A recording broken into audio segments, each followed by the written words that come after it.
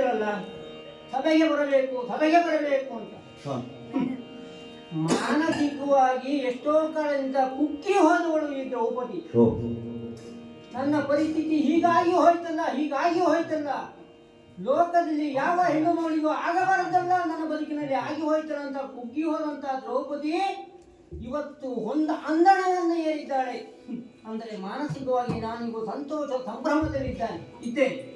ಅದಕ್ಕೆ ಪ್ರತೀಕವಾಗಿ ನೋಡಿ ಇಂದು ನಾನು ಉಟ್ಟಂತ ಸೀರೆಗಳು, ತೊಟ್ಟಂತ ಆಭರಣಗಳು ಇವೆಲ್ಲ ಮುಂದಿನ ನನ್ನ ದಿನಗಳ ಶುಭೋದಯವನ್ನು ಸೂಚಿಸುವಂತಹ ಲಕ್ಷಣ ಉಂಟು. ಹೇಳಿ ಕಳಿಸಿದ ಮೇಲೆ ತಡ ಮಾಡುವುದಿಲ್ಲ. ಗಡನವನ್ನು ಸೇರಿಕೊಂಡು ಅಂಜನವನ್ನು ಹಿಡಿದು ಆ ಕಡೆಗೆ ಸಾಕ್ತೇನೆ. ಇಂಥ ಆನಂದದೊಳ್ಳ ಸಿರಿವಂತೆಯೋ ಬಂದಂದಣ ಬಿಳಿದ ನಿಲಜಗೆರಗಲೋ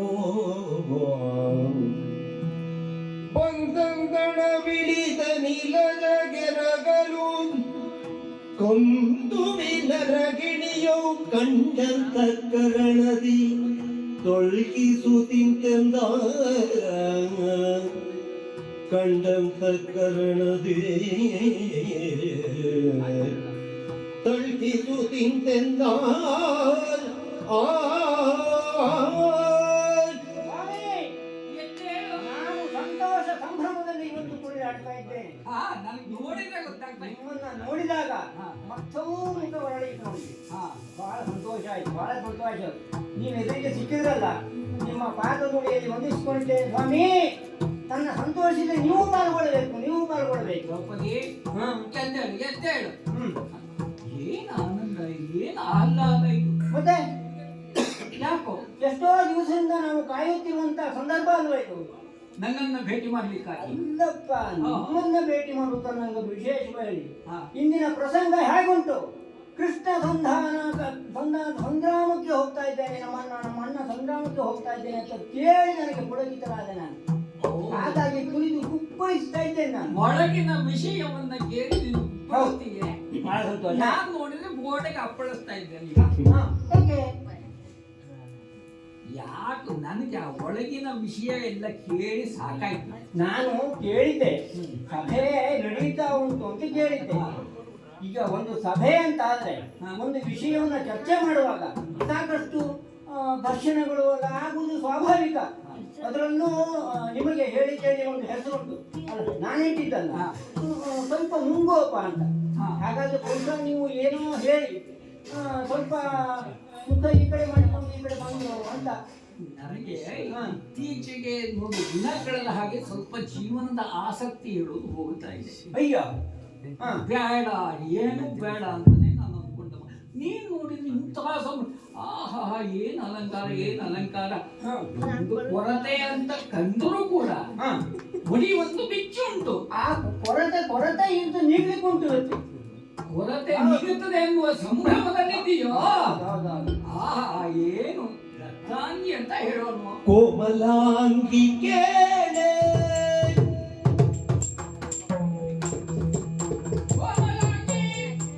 ಕೋಮಲಾಂಗಿ ಕೇಳೆ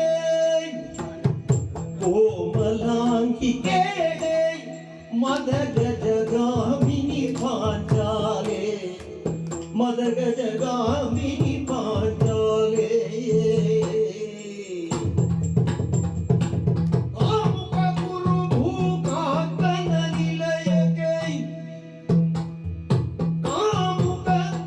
ಭೂಕಾಂತನ ನಿಲಯಕ್ಕೆ ಸ್ವಾಮಿಯ ಧರ್ಮದ ಸಂಧಿಗೆ ಕೊಡುವ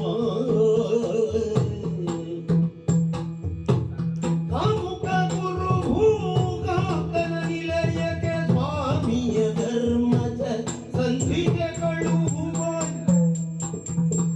ಕೋಮಲಾಂಗಿ ಕೇಳೆ. ನನಗೆ ಇತ್ತೀಚೆಗೆ ಬಹಳ ನಿರಾಸಕ್ತಿ ಮೂಡಿ ಹೋಗಿದೆ ಅಂತ ನೀವು ಹೇಳ್ತಾ ಇದ್ದೀರಿ. ಆದರೆ ನೀವು ಎಷ್ಟು ನನ್ನನ್ನು ಗಮನಿಸಿದ್ದೀರಿ ಅಂತ ನನಗೆ ಗೊತ್ತಾಯ್ತು. ಕೋಮಲಾಂಗಿ ಕೇಳೆ ಅಪರೂಪದ ಒಂದು ಕೋಮಲವಾದಂತಹ ಮನಸ್ಸಿನಿಂದ ನೀನು ವ್ಯಕ್ತಪಡಿಸಿದಂತ ಮಾತುಗಳುಂಟಲ್ಲ, ಹಾಗಾಗಿ ಕೋಮಲಾಂಗಿ ಅಂತ. ಆಮೇಲೆ ನಾನು ಬಂದ ಬಗೆ ಮದಗಜ ಗಾಮಿನಿ ಪಾಂಚಾಲೆ ಎಲ್ಲವನ್ನು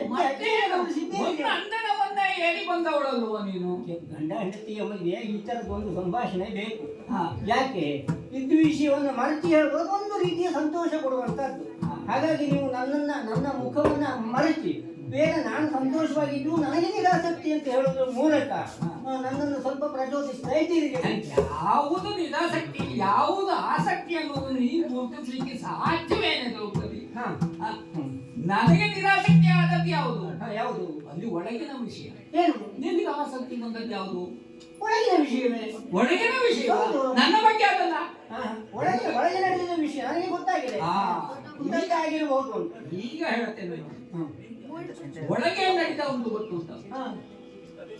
ನಮಗೆಲ್ಲ ಅಣ್ಣನಾದಂತ ಧರ್ಮಜ,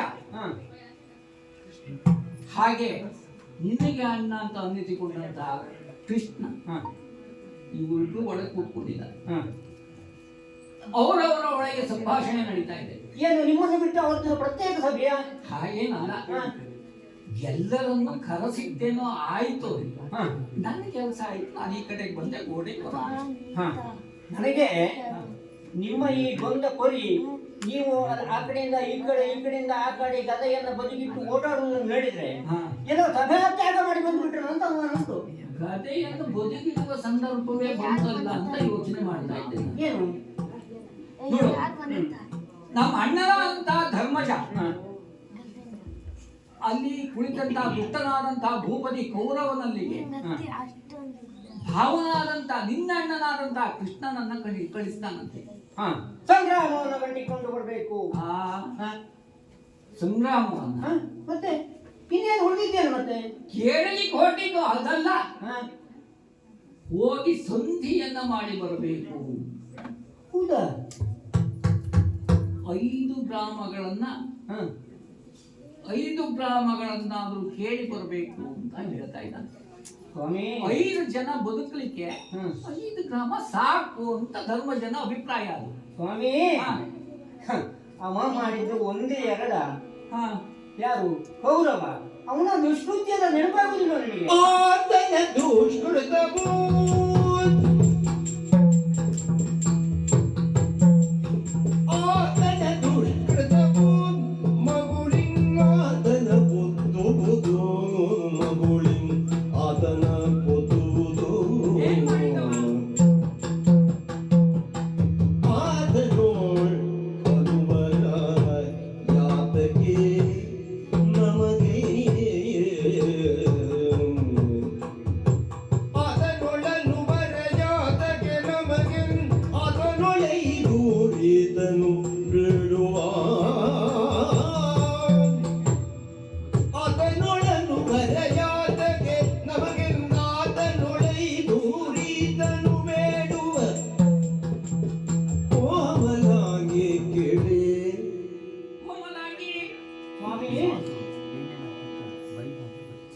ಧರ್ಮಜ ತನ್ನ ನೀತಿಯ ಅನುಸಾರವಾಗಿಯೇ ಅಲ್ಲಿ ಹೋಗಿ ಸಂಧಿಯನ್ನು ಮಾಡಬೇಕು ಅಂತ ಭಾವನಲ್ಲಿ ಕೇಳಿದ, ಕೃಷ್ಣನಲ್ಲಿ ಕೇಳಿದ.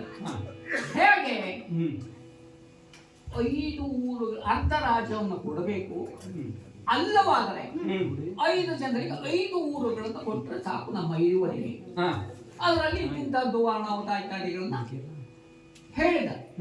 ಈ 5 ಗ್ರಾಮಗಳನ್ನಾದ್ರೂ ಕೊಡಬೇಕು ಅಂತ ಕೇಳಬೇಕು ಅಂತ ಕೃಷ್ಣನಲ್ಲಿ ಹೇಳಿದ. ಸಂಧಿಯ ಪ್ರಯತ್ನವನ್ನ ಮಾಡಬೇಕು. ಯಾಕೆ ನೀನ್ ಕೇಳಿದೇ ಇಲ್ಲ. ಅವು ಮಾಡಿದಂತ ದುಷ್ಕೃತ್ಯಗಳು 1 2 ಅಂತ ಎಷ್ಟು ಮಾಡಿದಾನೆ ಅಂತ ಹೇಳಿ ಅದಕ್ಕೆ ಧರ್ಮಜ ಹೇಳಿದ ಉತ್ತರ ನಾನು ಹೇಳುವುದಲ್ಲ.